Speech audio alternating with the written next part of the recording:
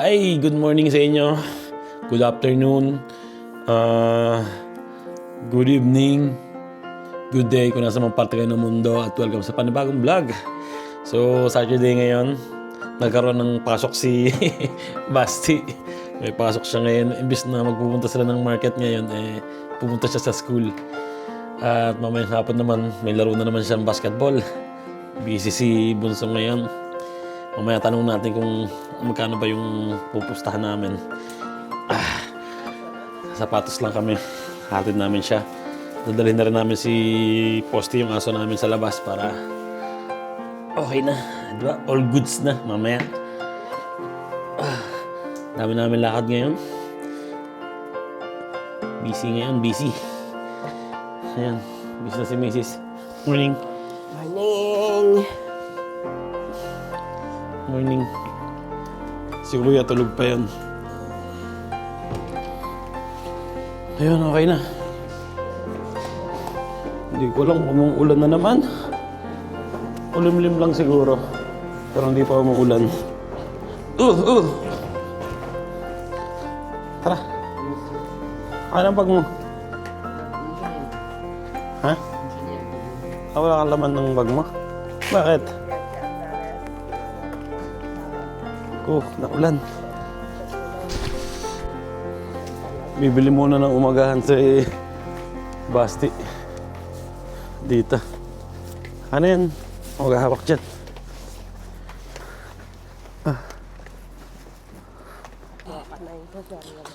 Wala pang katao-tao. Ay, walang papasok. Basti. Wala kayong pasok, Basti. Kalimutan na yata nilang pumasok. No, what's it? Pupupo na yan. Lamig ng umaga. Hindi ko lang kung nakikita nyo yung parang pagpag na humihinga. Huwag mo nang pulutin. Hindi pwede, may mga nakatingin. Pag wala nakatingin, pwede hindi mo na pulutin. Si Posty, pag naglalabas ng aso, hindi niya pinupulot yung pupo eh. Hinahayaan yun na lang. Pero okay lang yun, bata naman to eh. Pero pag kaming malalaki, syempre, pag hinayaan namin, gagayahin ng mga bata yun, di ba? Kaya sinasabi namin sa kanya, pulutin. Para walang problema. Ganda na ng kulay ng mga puno, oh, puro yellow. Pangit lang ng panahon, umambon ng konti. Ay, buong araw na naman siguro itong ganito. Magkano pustahan natin mamaya? Ha? 2 euros, isang shoot.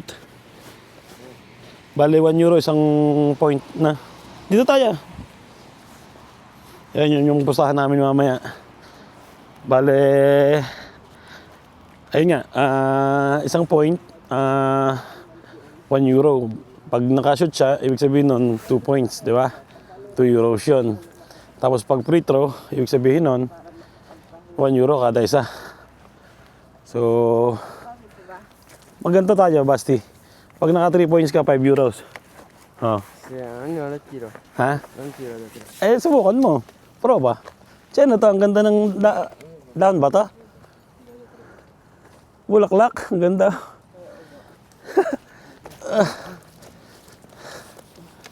Nabili na nila yung bahay dyan? Oo. Meron kaming kaibigan nabili yung bahay dito. Ang ganda. Pero sa February pa. Sa February pa? Oo. Pero dumiretso na sila sa may-ari. Marami pa sikasuhin yan eh.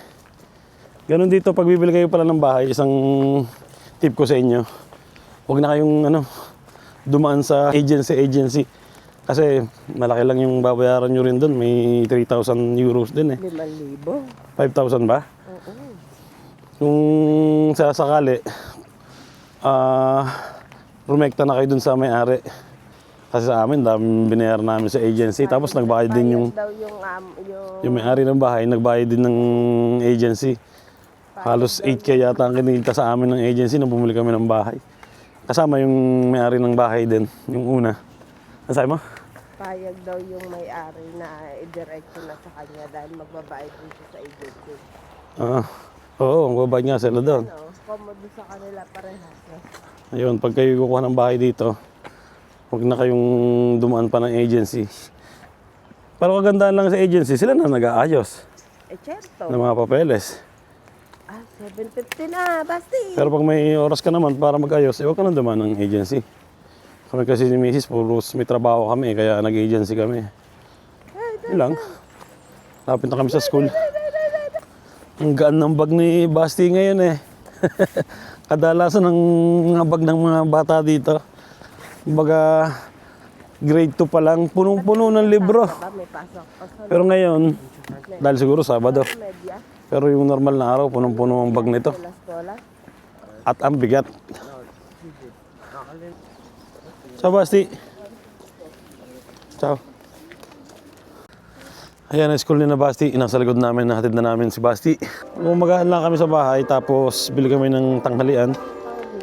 At marami kami gagawin mamayang hapon. Si Mrs. may gagawin sa birthday. Tutulungan niya yung guys ng birthday, yung kaibigan namin, yung kumare namin.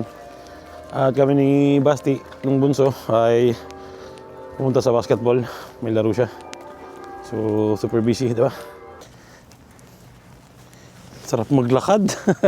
Ha? Naluluto na natin ngayon. Saka nga, hipon. Ayaw mo. Ipon ba gusto mo? May sale ba? Oo. Sige, ipon na lang. Ginatang hipon na may kalabasa. Wala nang ginatan eh. Ano walang ginatang? Wala nang gata. Ay, bibili. Ha? Bibili. Na may kalabasa. Lumalakas na. Buksan na natin ang... Ayan. Dito ka. Na! Sport ko. Lumalakas ng ulan.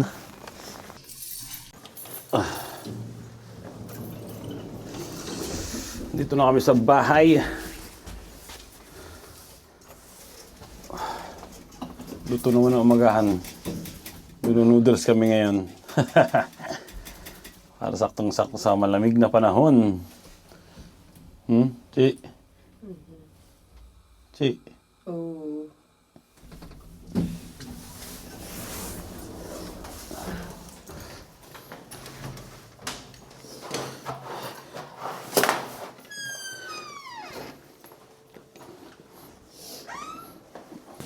Ayun, nagluluto na kami ng umagahan. Ito, hindi ko lang kung ano mga pangalan nito. Neongguri. Yan. Ito yung sa akin. Spicy. Manghang to. Yan o, spicy beef soup. Manghang na naman. Tapakulo na kami ng tubig. Yan, tatlo yan. Tapos syempre manonood muna tayo ng TV para sa mga nagbabagang balita. TV Patrol Weekend! Ayun, kainan na! Manghang. Manghang sa akin. Ayan beef. Pero masarap. Nanonood kami ng pickpocket sa Venice. Ang daming, maraming pickpocket dito na. Sa mga train, ang daming durugas. Kukuhanin yung wallet mo. Pero mas matindi ang pickpocket sa Pilipinas. Sa Pilipinas, harap-harapan kang nanakawan. Dito, nakataligod ka pa di ba? Ay, nako. Pero dapat dito yung mga bata. Ano yung solusyon doon? Hindi mo manghang masyado Dapat pinapabalik ng bansa o magulang yung inaano nila, no? Yung kinukulong para madala. Kasi mahuli nila minsan. Tapos, mga ilang araw, balik na ulit sa pagpipickpocket. Diba? Cheers muna tayo. Good morning. Dapat yan. Nasa labas na ulit kami. Ni Mrs. Magdadala naman kami ng... Ha? Lamig nga sa mukha. Pati sa kamay. Magdadala naman kami ng eto, mga pantalon. At isang jacket na papaputulan. Meron daw kasi ditong bagong ng incheck yung pwesto na nagpuputol sila ng pantalon na mura. So, pupuntahan namin. Tsaka mabilis pala. Lamig sa kamay. Walagta na ng basura. Mamaya bibili na kami ng pangtanghalian. Hipon daw ang gusto ni Mrs. Tsaka kalabasa. Ginatang hipon at kalabasa. Lagyan mo ng konting sitaw para masarap.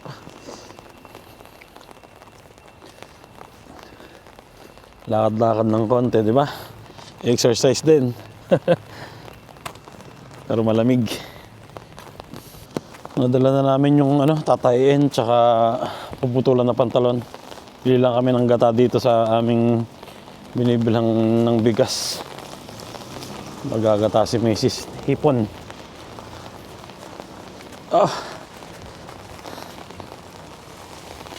Nakabili na kami ng gata. Ito yung binili natin. Star anise, platano, banana. Oh, lamig ng hangin.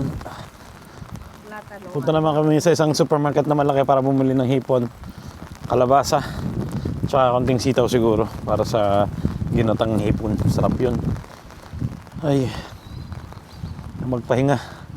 Mamayang konti. Maaga pa lang eh. Siguro mga alas 9 pa lang na. O 9:30. Ha? 10 na. 10 na?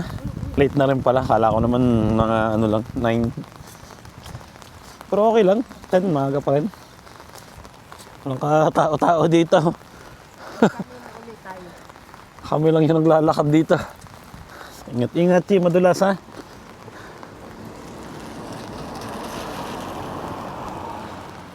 Dito na tayo dumaan sa gitna. Lamig dyan. Yun, nakabili na kami ng kalabasa. Kundi lang yung binili namin. Ayan, ayan lang yung binili namin. Kasi yung mga bata naman, hindi masyadong kumakain ng kalabasa. Star anise. And, yun, gata. Tapos yung hipon, tatanggalin na ni Mrs. yung balat. Kasi, pag hindi mo tinanggal yung balat, hindi mo mapakain yung mga bata. At ako pala may kakabit sa mga gripo namin. Papalitan namin yung dulo. Ito yung dulo ng gripo. So tatanggalin ko itong luma. Patong ko lang yan dyan. Ito ka nang tanggalin. Yun. Ang daming kalawang, oh.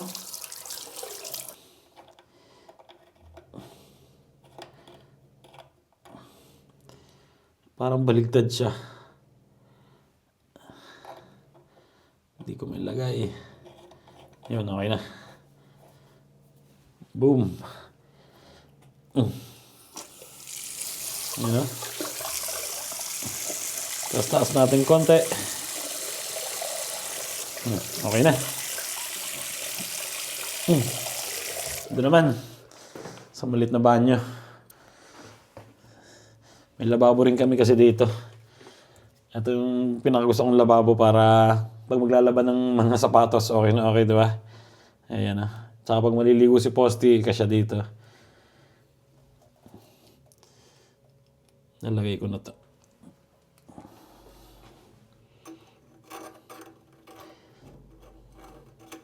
Yun. Dali lang ilagay.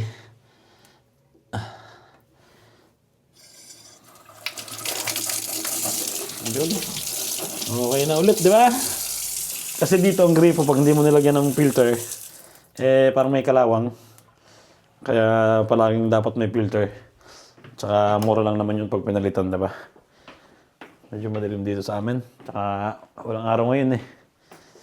Tutulungan kita. Hindi na naman ah. Hiwa-hiwa na naman yan. Tapos ready na rin yung sitaw. Malalaki. Dahil mga kanti ilang sila.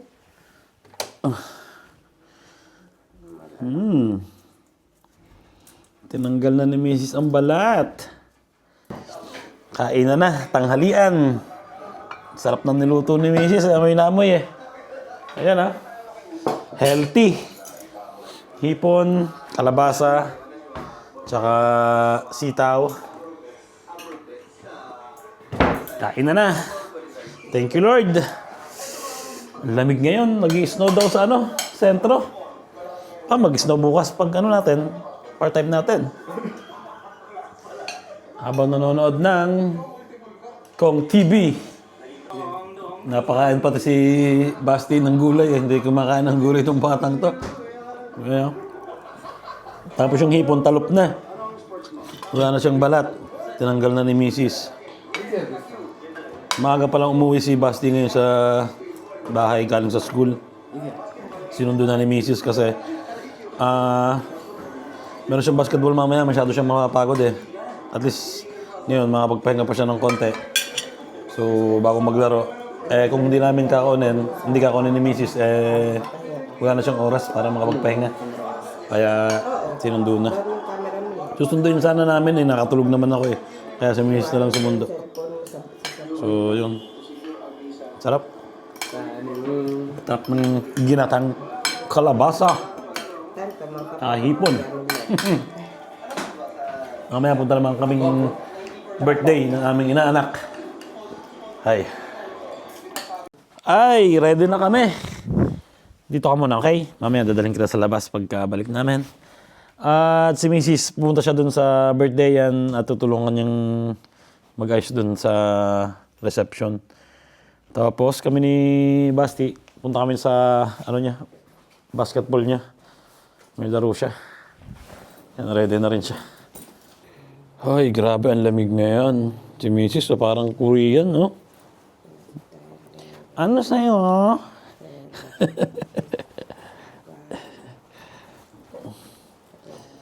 Ito si Basti, ready ka na? 5 euros pag 3 points, ha? Okay? Tumira ka, subukan mo.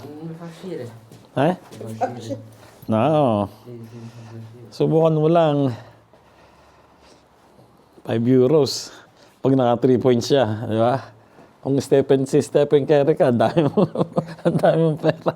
Ang dami yung 3 points dun sa isang laro Nagsisimula na siguro, late na kami dumating.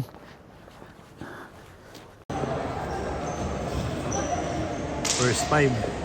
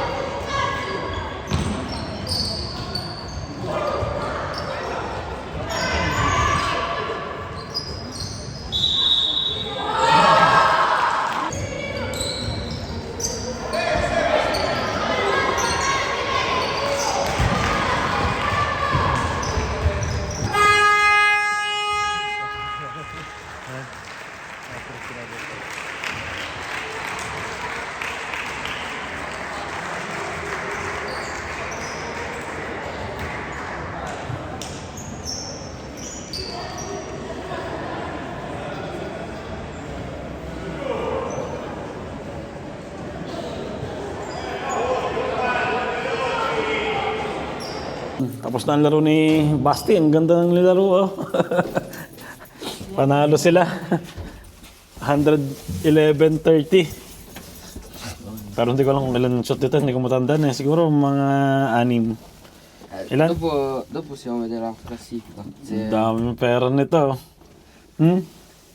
O 16. 16 points yata siya. So, ayun, nilalabas ko lang si Posty at paliligo ako. Tapos, pumunta na kami sa birthday. Birthday ng aming inaanak. Ay, subito ah. Posty, tara. Kayo muna maligo ha. Bilisan nyo ha. Lalayas na ulit kami.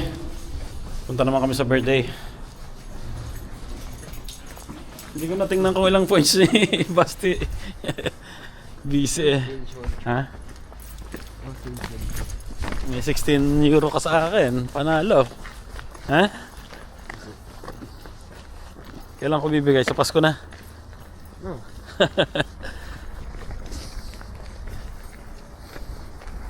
Nandito na kami. Mukhang maraming tao. Amoy na ang menudo. Saan ba yun? Dito sa taas? Ah, dito sa baba. Ah, ito.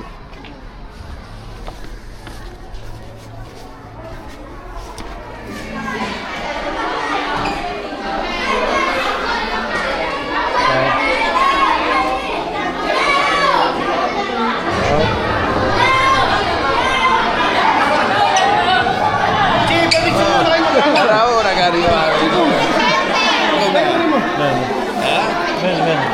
Ha detto alla tua moglie che ti aveva lasciato via. Basti giocato il basket. Come? Dai, daming tao. Kayo apat. Ciao, ciao. Ciao.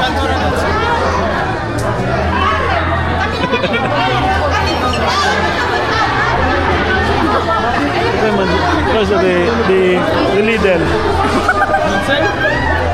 Hey! Hi guys! Si Maring Ngiro.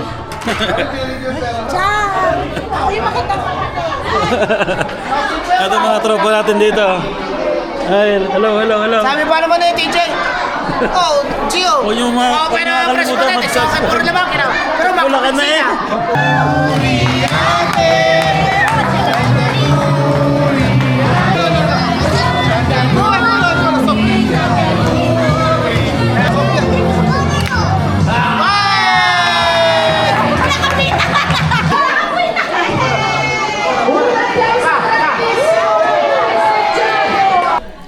Ayun, tapos na sa handaan.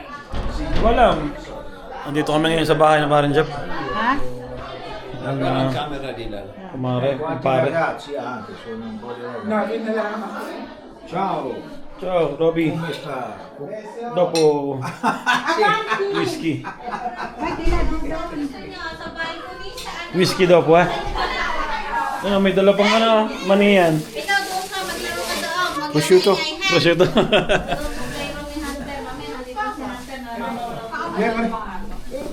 Prosciutto. Ay, sakto. Ah, pare, prosciutto daw. Mortadella. Ayan o. Vlog yan. Vlog sa vlog. Hi guys. Hello guys. Ipag sa Facebook. Hindi, sabi ko nga, bigyan na ako ng tip. Yung 50, 20. Eh, kahit ka ako 20. Pare, dito ka na sa ano, sa Polinyo.